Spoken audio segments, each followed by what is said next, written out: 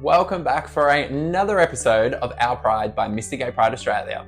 Today, I am doing the second episode of our Out Athlete series. So this series is where I interview athletes that are at the top of their game and they have come out. I had the absolute privilege today to interview Davis Atkin, who is an openly gay national hockey player. So he plays for the Kookaburras. That's the Australian men's hockey team. He is the only international player to be openly out on any of the national teams. So this, for me, little old Dion here, Mr. Gay Pride Australia 2022, got to interview a national team member. I can't wait for you to hear Davis's experiences and how he has fostered some great work within hockey in Australia. You are listening to Our Pride by Mr. Gay Pride Australia. I am your host, Mr. Gay Pride Australia 2022, Dion Alexander.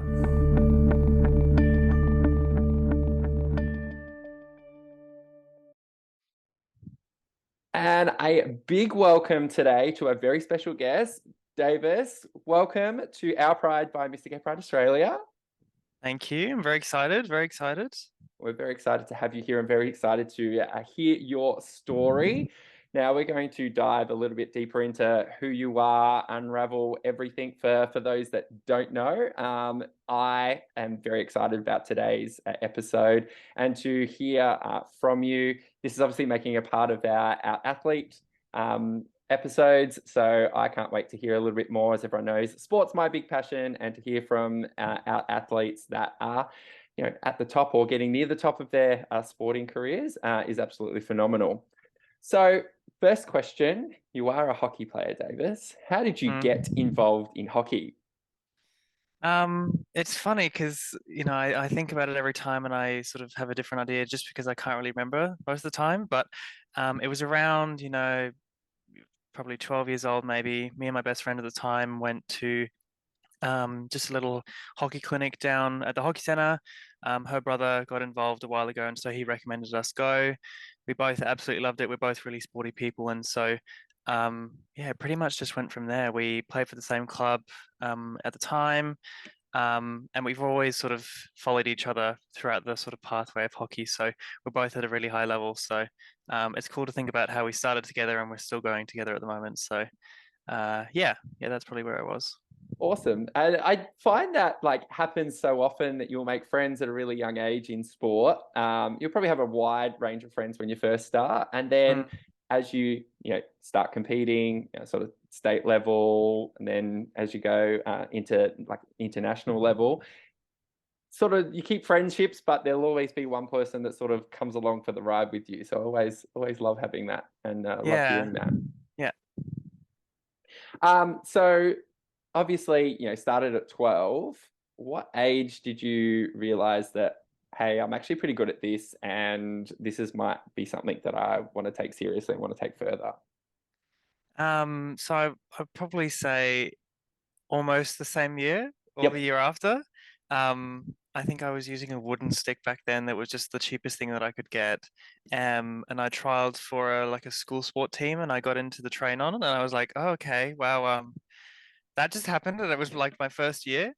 So that was probably like a little glimpse, but where it started to get a bit more serious was when I made another school sport team, but it was in a higher age group. And so you could go on tour. I went on a European tour at an under 16 sort of tournament. And because why I'm saying that is that after that I got involved into an academy afterwards where you were training pretty much every day. So I would probably say from that point onwards, and then there's a pretty set up pathway for hockey in regards to different age groups. So school sport was probably the start for me. Awesome. And every sport's different. I've been on a sort of international sporting pathway myself with Tenpin bowling, not as well structured as hockey. But, I always think about back at, when I was a young age and you say you started to really think about taking it seriously from 16. And it's when you're really coming of age as a person, but there's a lot of commitments then. You said you were training every day. I'm always interested to find out from other athletes what sacrifices have you had to make in particularly in that time to get good. Yeah, I because you're in combination with school, it's even harder. So for me, the biggest thing that I couldn't do as much was spend time with my friends. Yep. I had the time at school, which was really nice, and I really appreciate the time that I had with them there. But outside of, school hours, I just didn't have time to necessarily spend more time with them or uh, delve into different sort of things that I might enjoy otherwise. So um, the time that I did get off was very much around relaxing and doing nothing. So uh, yeah, my friends always still give me shit for it sometimes that I don't always get involved, but they know that it's for a reason and they accepted that. So I'm really happy that um I'm really happy they still stuck along with it though. No, it's great, and it's really good to have like you need those supportive friends, but at the same Yeah. time, they do give you some backlash. I know. I think I Yeah. missed my best friend's 16th birthday, her 18th birthday, her Yeah. 21st birthday. I mean, the competition we went to was in October. Her birthday was in October, so always Mm, got in trouble for that. yeah. When did you first have thoughts that you might be gay or started really questioning your sexuality? Again, it's probably a hard one because so for me, and we'll probably touch on it later, I've never really had like a full-on realization. It's sort of been a very gradual thing that um, I sort of just had thoughts and then didn't really think of it. So it would probably be around sort of similar time of me starting hockey, around maybe 12, maybe a little bit less. I can't really remember specifically, but you would see it would be those little things like seeing a picture man, a shirtless man in a picture, and it would just be like, oh, okay, like that's I'm unusually attracted to that instead Yeah. of seeing, all these magazines of bikinis and whatnot. So yeah, it'd probably be around the same time, which, would have been a bit harder thinking about at the time because you would have an increased load in training. You're not seeing your friends as much. Yeah. I'm thinking about it now. It just doesn't, I can't believe I got through it so easily. And that's one of the things that, I always try and paint a picture because I think sometimes people think of sports people as like, oh, that must be really easy. Like you go and you do something that you love doing every Mm, day and you mm, participate, you just go on. All they see is game day and they see people winning medals, particularly Olympians winning Olympic medals, gold medals, because Australia's good at sport. But I don't think they really see that, what it took to get there. mm. And I always think of, an athlete has to give up a lot to get to be successful and get to represent Australia and their country. Yep. But then, like you're saying, at 12, you've probably started to have thoughts around your sexuality. And then to have that on top of all of the stuff that you're giving up and not being able to, have your friends around as much as you would like, it's a really difficult thing. And kudos to anyone that does it because it Mm, is very difficult. yeah, absolutely. What was the sort of, what was your take on the whole hockey community around there at that time as a young person and potentially, you being a gay hockey player? What did you think the hockey community may think of that? So at the time, hockey was never really something that I felt, what's the right way of saying this? It hockey at the time wasn't very much about inclusivity at the time. I think it's very much a thing now, which is really good. But at the time, I almost didn't think of it in that because it was never really brought up to me. It was never really advertised. It was never, broadcasted as being an inclusive sport. They weren't advertising themselves as an inclusive sport. I knew that there were people in the sport, especially at the club level, that were involved, that were in the queer community.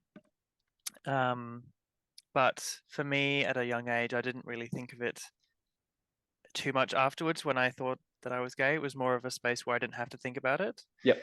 It was more of a space where I could just play hockey, with other really good people. And so I think definitely now they're making really good strides in that sort of space, especially at the club level. But at the time, I didn't really think very much of it, to be honest. Yep. Yep. I suppose that being as such a young age too, I think you go through the motions Yeah. and you get really excited to get to that next level. Yeah. Um, Obviously, your crowning achievement, you were named in the Kookaburras team. So those that don't play along at home, that's the Australian men's hockey team. Earlier this year, how did that feel for you? First off, it's always going to be that really big buzz of excitement. I'm sure anyone that gets to debut for their country in a sport always has that feeling straight away. I think for me, there's a couple of different parts, but so my year has pretty much been fast tracked over the past year. I think, last year I was struggling to make a junior team, whereas, I had a really good national tournament and I got fast tracked onwards to, a tier one development squad spot. And then from there being able to debut, which was just, I think after that excitement, I got a bit of, almost like a grounding effect. I was like, holy shit, like I'm actually going to do this. And I was not expecting to do this, anytime soon whatsoever. I was planning, far down in the future, Um, so I think after those two sort of feelings, I had a bit more of a feeling of what this is going to mean for myself being a gay athlete. I think, I was pretty confident in who I am. This is the start of this year, and um, we were playing in India, so I think that my first reaction was if I'm going to be safe. Um, I'm not really sure what their views are and whatnot. So, but the second one was just being, I was wanting to be confident in myself to be present as a gay athlete, and that would be 100% be part of my sort of profile going into that as well, because that was something that I wanted to drive. So that got me even more excited.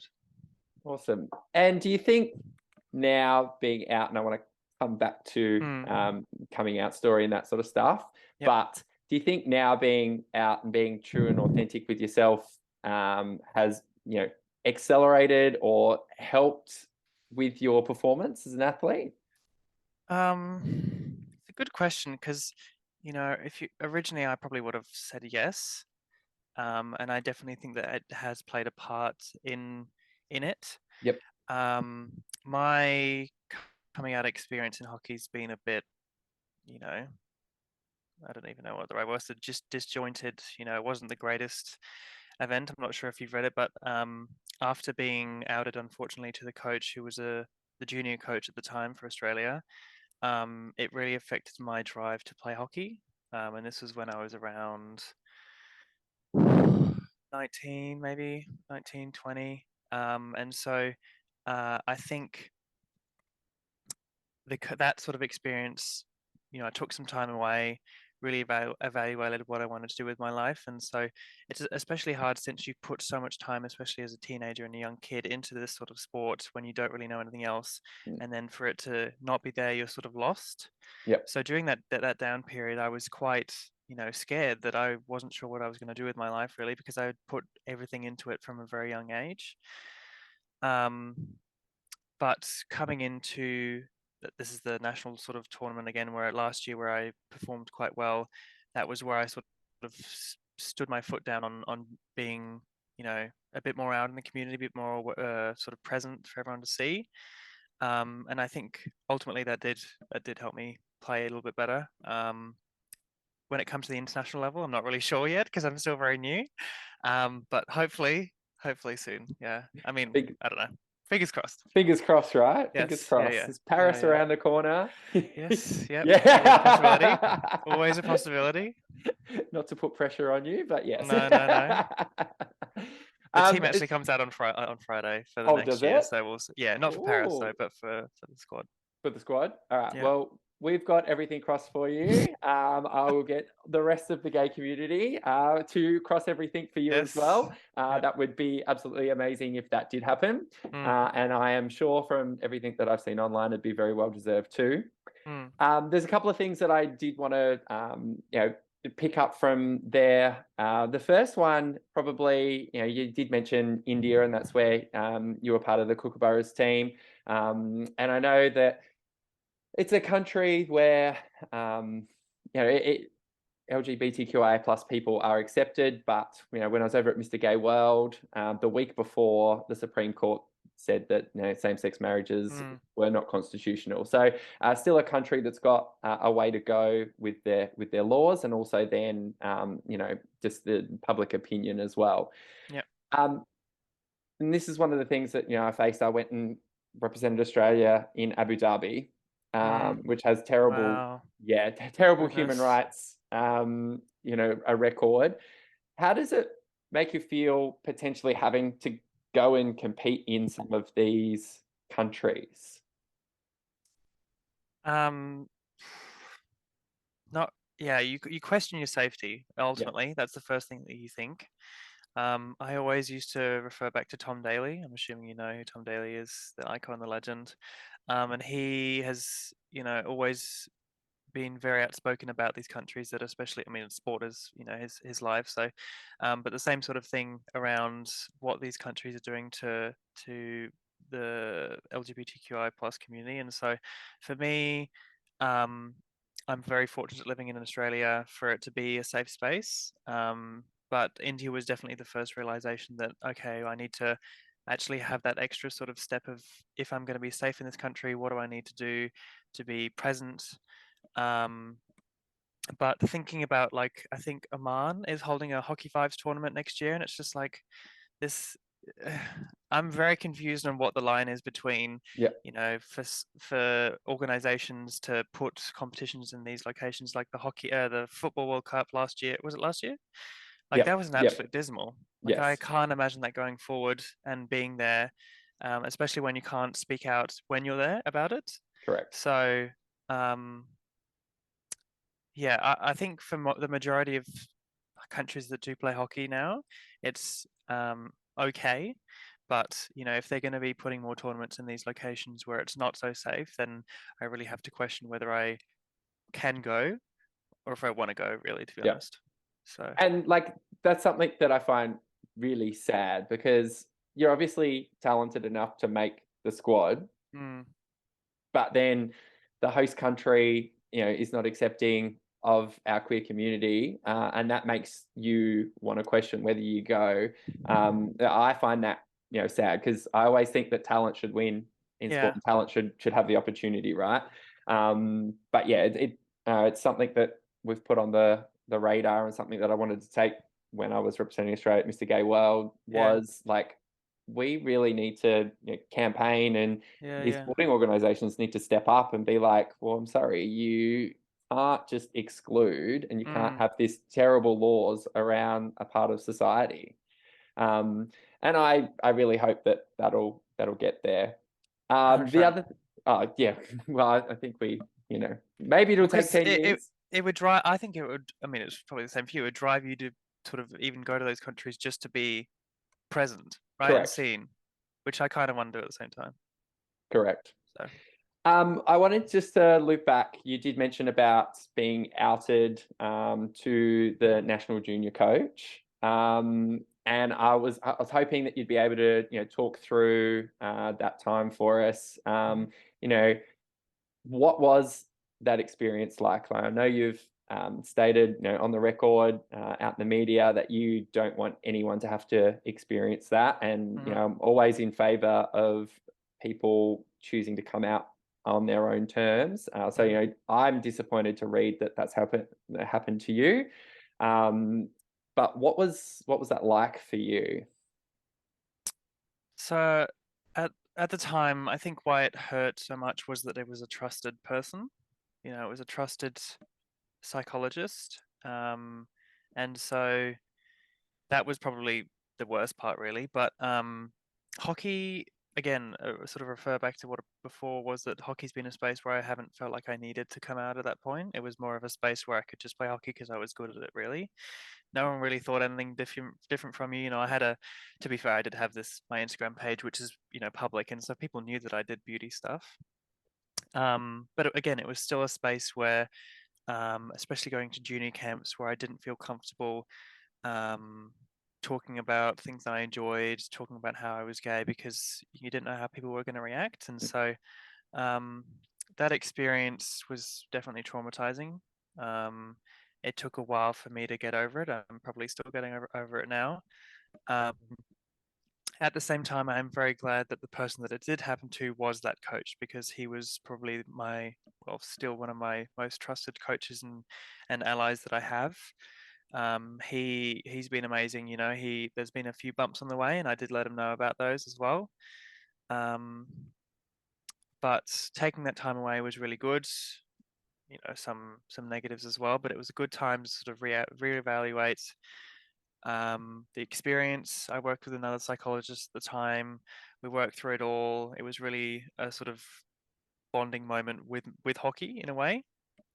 And then to sort of come out of that in a couple of months to then go to a junior camp, which is what I needed to come back for, and perform really well. I was really inspired that I could do that. And it sort of has been a building block for other obstacles that I've had to go over, now, especially coming into the national scene at a senior level.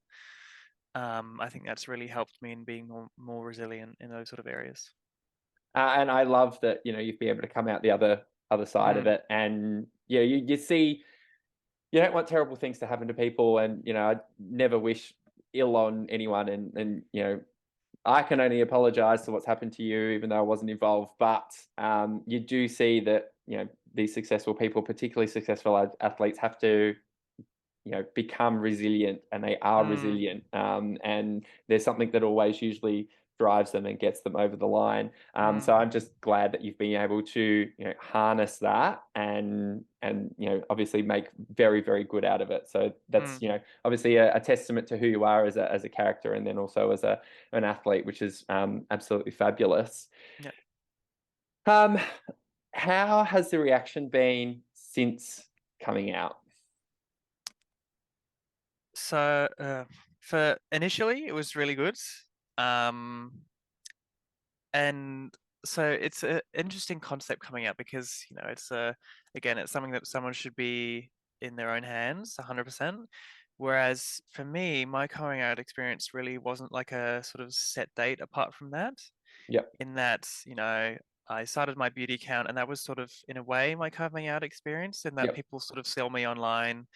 But I've never, before that point, I'd never told anyone specifically, hey, I'm gay. Not even my parents. They followed me and they knew. And so I've never actually felt like I needed to specifically say I'm gay, mainly because they already knew, but I just didn't feel the need to. And so when it came up to that um, time of when I, was unfortunately outed, I sort of had to go up to my mum, and because I didn't have anyone to talk to at the time initially as it happened, and so I basically had to tell her what happened. And she was amazing and really supportive, and so I'm really thankful for that. Um, so I guess that's my coming out story. It's weird. I'm assuming there's other people that have felt the same, in that they haven't really felt the need to, have this big day, and it's very individual. So yep. if that's what's worked for you, 100%. It's whatever works for you at the time. And do you feel like, how did you feel going into a national team? Because obviously you're going through all these squads and that sort of Mm. thing. You would see these people around in competitions, but I'm assuming that you don't play a lot with the other members of the Australian team until you've sort of been named in it and in the squad, right? So before this year, I'd never played with them. I Yep, think I played once at the end of the year, but me moving over to Perth was to train with them. yep, Because I made the tier one development squad, which is just the one below. They gave us confirmation that we would be able to train with them every training. So I'm pretty much just integrated fully. I'm just not in the squad, which is just yep. funding really. Um, the experience with them coming out, especially debuting, was, it wasn't perfect. They will say that as well. It was a bit rocky in regards to when I got named. I did a radio interview with ABC Canberra, which I really enjoyed. It was a really good interview. But then I found out that I think it was the next day or the other day after, it got posted on the national news. And so that was the first time that it like fully hit, like, so Twitter was just going absolutely berserk. I'm sure you were aware of Twitter being just completely insane. It's just unrestricted, It's people can say whatever they want, which Correct. is fair enough. And so my experience when I got to debut was a bit rocky because the organization of Hockey Australia didn't really respond as well or as fast as I would have wanted. Yep. Um, there was also a little bit of lack of response from the team itself.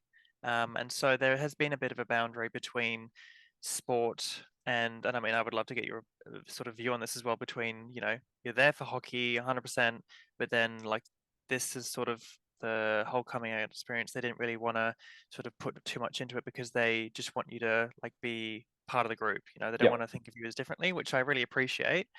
But at the same time, I said to them afterwards, and I've given them feedback, and they've taken it on, which is really good.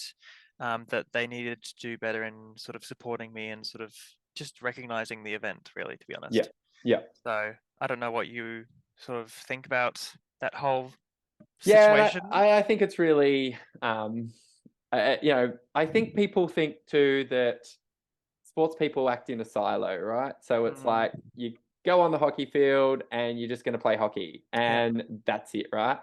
But I always think, and I always liken this back to the work I've done with the Sydney Swans, that athletes are only going to perform at their best when they're fully embraced and they feel comfortable. mm, And you're not going to get peak performance out of someone that is worrying that they've just had 75,000 hateful messages yeah, on Instagram or Twitter, or right? Like that yeah, is going to yeah, be playing on your head, no matter what process the psychologist you've worked with on your psychologist. Sometimes the weighting numbers is just going to push people over the edge, and you're not going to be in the mindset, and you're not going to be there ready to play the best hockey or whatever sport. yeah, And I think that the Sydney Swans and the work I've done with them, and the work that they've done through a diversity action plan has really highlighted that everyone is different mm, that comes to sport yep, and in any sort of organization, right? Like you're trying to get the best out of people, they've got to be in their best frame, like in their best mindset. yep, And so I think just to say, hey, you're just a hockey player is not doing you justice, it's not doing everyone justice. So I often think that it's teammates' responsibilities, it's the administration staff, it's the organization responsibility to help athletes perform at their best. And yep, part of that, particularly for members of our community, is going to make sure that we create safe spaces and that you feel supported. And 100%. everyone's going to feel that differently as well. So Mm, I think that's the thing that unfortunately makes it difficult sometimes. You with your experience and having been outed is probably going to need different support to someone that's freely come out on their own. mm, And it's unfortunate, and I think that sometimes too, when you look at team sports, sometimes people don't like the limelight being taken away from them. yep, So that'll play into it, but I think as human beings, when we're all succeeding, we're all thriving, then everyone thrives together and everyone does better mm, together. 100%. I was saying, so they've got a good setup at the moment with like an athlete wellbeing person, and she's Yep. been amazing. And I was also highlighting to her that it doesn't always have to be specifically around, LGBTQ plus I people. I was saying to them, look, we have injuries all the time. Mental health is 100%. You need all these different things, and people working through these things is great achievements that should be identified every single time. It's not a hard thing to do. Say well done. That's all you have to say, right? Correct. And all I was asking for was, you know, that happened. That's amazing. Cool. Now we can go play hockey, but Correct. there was nothing. And if there was, it was too late. Or, So, or even I think like someone going, hey, that must have been really hard for you. hmm, I'm here if you ever want to chat. yeah, Like yeah, simple things like that, I think just go a very, very long way. It's like, I don't need to be your psychologist, but I'm yeah, just going to like recognize that something's happened to you in your personal life. hmm, I'm here for you. Right. Let's go win this game of hockey. yeah, I've sort of done a temperature test on what you feel like the hockey community is now, and it sounds like Hockey Australia is making some good inroads into, obviously providing athlete well-being and that sort of stuff. How do you feel the sort of wider hockey community is now with inclusion and particularly around sort of the LGBTQIA plus community? Uh, I think it's good. I definitely think it's good, and it's on a track to be better than good. Especially at a club level. I think that there's organizations, you can do like workshops on Yep. inclusion. You can do all these different. They've got like um, things that you can do to learn about it, which is really great. So I'm really proud that they're doing that on a sort of Australia-wide level. Um, High level sport, and I think this can be said for pretty much any sport really, is definitely a grey area still. And so that's where, people like me have come in and it's sort of shaken it up a little bit. But I think that if we can sort of push those club level inclusivity concepts upwards, I think that would be even better. Pushing it onto players almost, or pushing it onto coaches especially, or just people that have power pretty much in these Mm. sporting organizations that need to be aware of these sort of things. I think that would be the main thing really. But no, I think hockey's doing some great things, especially Hockey ACT's been awarded a couple of awards for this sort of inclusivity, which has been really great. They've been amazing. This is my local organization. So, um, yeah, that's how I think it's going really. Awesome. And there was a report recently, and I spent a lot of time, obviously, in the AFL and working with sort of the supporter groups, the pride Hmm. supporter groups for the AFL clubs. And one of the things that we've recognised is, and you can see here from your example, sort of the chicken and the egg. So what comes first? Like, Mm, is it going to be good for the whole organisation if a player comes out and they're open about their sexuality? hmm. Or is it better to do some groundwork first with education seminars, and just making sure that the organizations can handle any backlash or downfall that might happen from a player coming out, and then creating that safe space where players can come out. Mm, And I think that both get action, but obviously we can see like you've come out now, and now Hockey Australia's like, yes, we need to do something because this is hmm, obviously a problem. hmm. And then Hockey ACT's obviously come on board as well, and there's a lot of stuff happening at the community level now through education. If you if we flip that, and if that education had come first, do you think that that would have potentially been a better experience for you?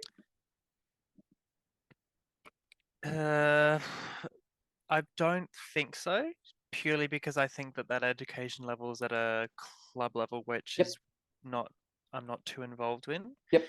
I would see it, but it would not necessarily affect me too much because the people that I would be associated with were at a level where it wasn't present with them. Bring down. Yep.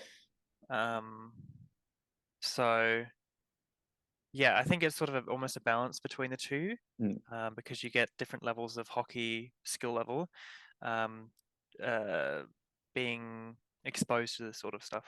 yes. Yeah. Yeah. Now, I wanted to touch on, obviously you've got a amazing Facebook page with beautiful, skincare and makeup. How did that come about? Yeah, it's an interesting story to be honest. I This was back in the day when I was one of the few times that I was with my friends in end of high school, sort of 11, 12, maybe a little bit earlier.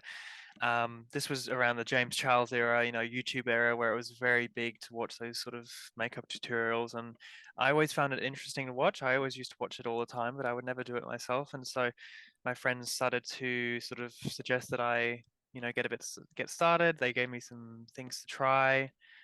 So I basically just started that from a little people, my friends doing my makeup Yep. in their one of their rooms that when we were 16 years old, really.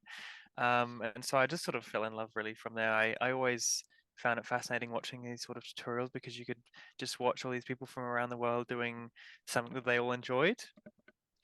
And so it sort of just evolved from there. I got some of my own product. I then started posting, I think it was just photos of makeup back in the day, of like really photoshopped bad makeup.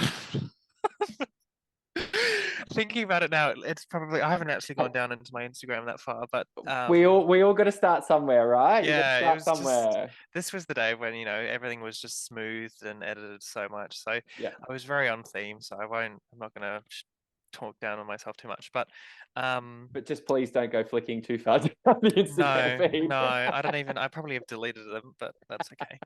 Um yeah, and it's sort of evolved into a community now where it's sort of a mixture of hockey and beauty at the same time, which I'm still trying to figure out the niche really, because it's quite unique, which It is. is, always a benefit for social media, but I'm trying to figure out how to utilize it as best as I can. So, Yeah. yeah.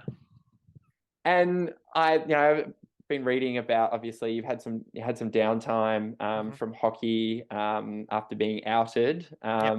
and you hear a lot of sort of athlete stories. Obviously, your athlete journey didn't finish there, but you mentioned before, particularly around, you invested so much at a young age Mm, of making this hockey thing work and doing this hockey thing and it being really successful that you didn't know what else you would do with your life. And you see like a lot of athletes struggle when they get to retirement age, and it's obviously a lot younger age than what it is in the workforce. mm, I'm sure lots of people are jealous. I'd like to hang up the work from home boots at 35, like some athletes do. mm, But they really struggle because all they've known is sport mm. and they've had nothing else. Do you think that, it's an advantage for you now having that outlet with, makeup and beauty products?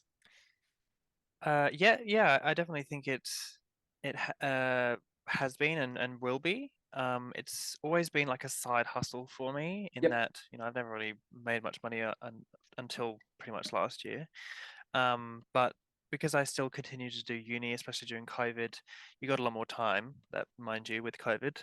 But it's definitely been great now because it's an opportunity to earn some more money. I've been able to connect with so many different people from around the world, mainly in Australia, and so it has been something that I've wanted to do more. But again, with an increased load of hockey now, I'm still having to balance everything. I Yep. still need to get a cafe job because I need to pay my rent and um, but no, I have always wanted to do a bit more full time, but maybe I'll do a bit more. I don't know. I honestly don't know what's going to happen, to be honest, but it would be cool to do a bit more full time. And you've just mentioned something there which I think a lot of people don't really realize, particularly in for sporting athletes in Australia. Like you've Hmm. represented Australia, yet Hmm. you've just talked about having a cafe job to pay the Yeah. rent. Like how how does that feel for you, and how do you balance that? I mean, we were speaking before we hit record, and you're in Canberra for the better part of Yeah. 3-4 months this year. Like that can't make it easy to also have a Hmm. casual or part-time job. Yeah, how do you balance that?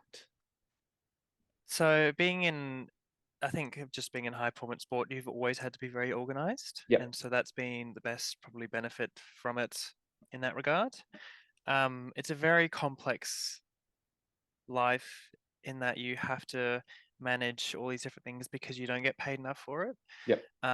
Even the guys in the national team, most of them have jobs because, it's partly because they need to, pay for stuff, but also what we talked about before, in that you need a fallback plan if you get injured or if you Mm. retire, because that was one thing that I was driven into us very early, was to have a backup plan. And this is from, when I first got into the academy at 16. So um, I don't mind working at a cafe. I've always worked at it in hospo. I'm getting a bit annoyed at it now, but to be honest, it's sort of a good outlet to meet new people, earn some money, and just not be sort of involved with people that are at hockey because it can get a bit exhausting sometimes. So it's a sort of balancing act because you'd always love to, you watch AFL players and you watch rugby players who that's their job. The They're on job, correct. contract for, six figures. Whereas, I'm not going to say how much I earn, but it's definitely not enough to even cover my rent. So Yep. I need to have other means of getting money. But it also has some benefits to it. So um, yeah, I hope it gets better. Olympic years are always better for that, but yeah, we'll see where it goes, really. Especially if you win medals. I've always Yes, I know the yes, AIS and yeah, everyone at the Sports Commission loves when sports win yes. medals. Yep. So I think they need you in the team for Paris, win gold medals, and then you can solve all the problems of the world. Hey, done. Absolutely. The gays are Absolutely. coming to save the day again, Honestly, just so you know. Paris is going to be overrun. It will be. Mm. I would love to just finish up and find out, what do you think the responsibility of sporting organisations is for creating safe spaces for our queer community?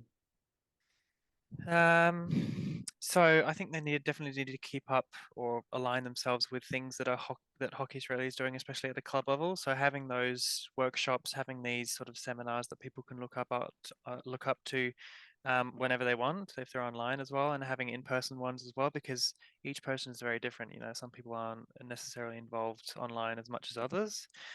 Um, and so I think having that spread across the club level, which is generally where most people are, that's the main volume of people, is a really good idea. I think what I said before, sort of floating that up the line a bit to management up to high performance is really key.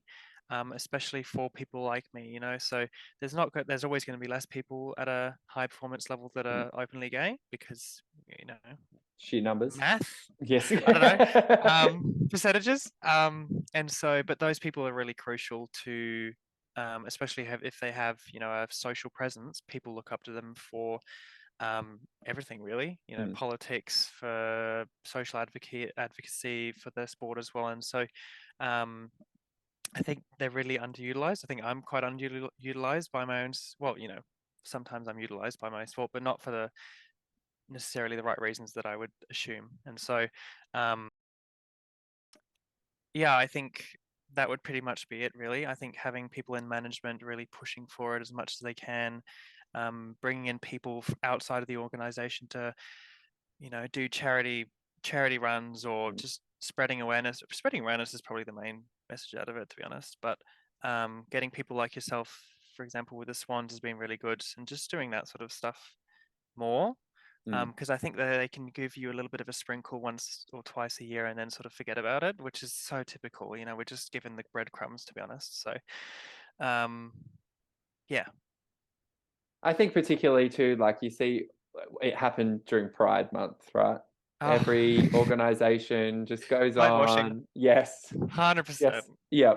So the rainbow wash happens, and I've had lots of conversations about a lot of these sort of awareness days with my best friend that I missed her birthdays because I was off bowling, off Yeah. at national bowling Well, competitions with. But yeah. same for the LGBTQIA plus community, but even things like International Women's Day, and to a certain extent, I always think about like Are You OK Day. Like they're very, very important things, and they're very, very Mm, important days. And mm, I'm not trying to discredit Pride Month and how good the visibility is to have rainbow logos everywhere. But I think it's really important what we do after that, and what mm, happens the other 11 months of the year after Pride Month. And that's what you're talking about there, is like it's great to sprinkle and be involved, and maybe go on a float at Mardi Gras and put up this mm, amazing mhm, Instagram reel saying how inclusive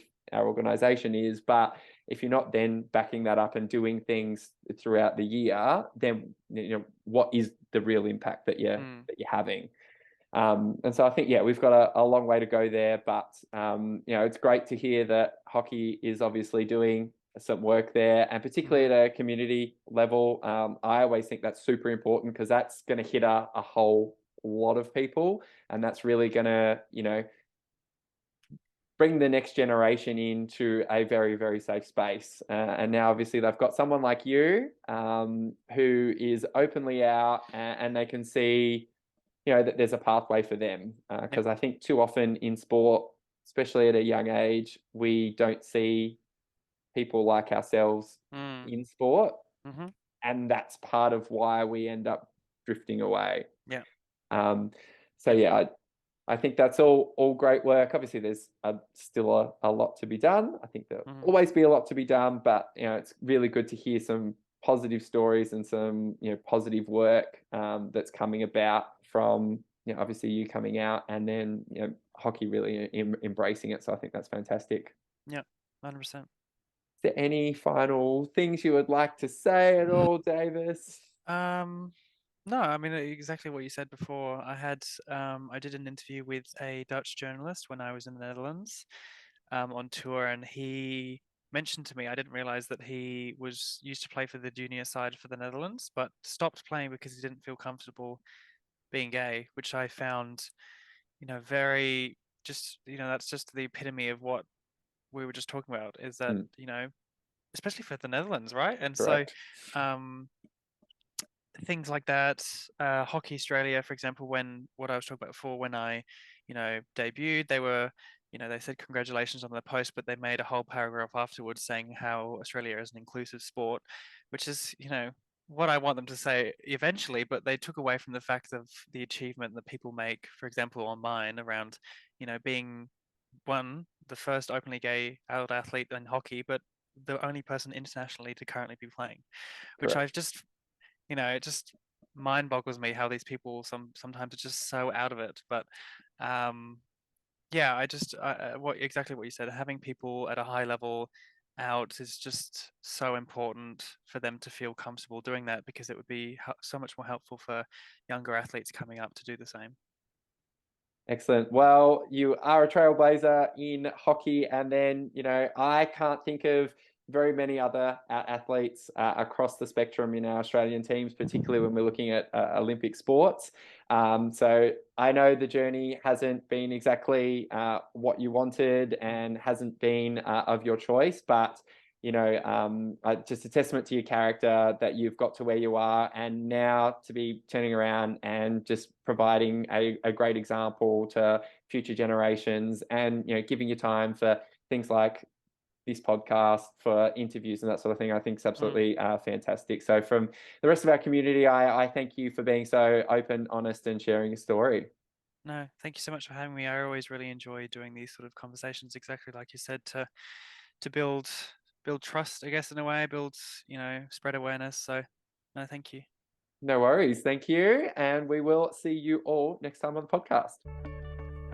What an amazing interview. And I cannot thank Davis enough for his time and being so open and honest. His coming out journey was not easy. And it's not, as we said, it's not anything that we wish upon anybody to be outed, but to be able to have grown that resilience and turn it into him now representing Australia is absolutely amazing. And he is doing some awesome work to make people feel safe and included in hockey in Australia. If you want to hear more episodes like this, then please 5 stars, rating and review in your favorite podcast player. And then please send this interview to someone. Send this podcast episode to whoever needs to listen to it. We're really trying to create an environment where people feel safe and secure to be themselves, not only in sport, but in the greater world. So please send these episodes off. We do have a growing back catalogue of episodes as well. So if there's anything that tickles your interest, head down, have a little bit of a scroll down, and please have a look through. Team, that's all we have time for today. Thank you for listening. Until next time, you've been listening to Our Pride by Mr. Gay Pride Australia.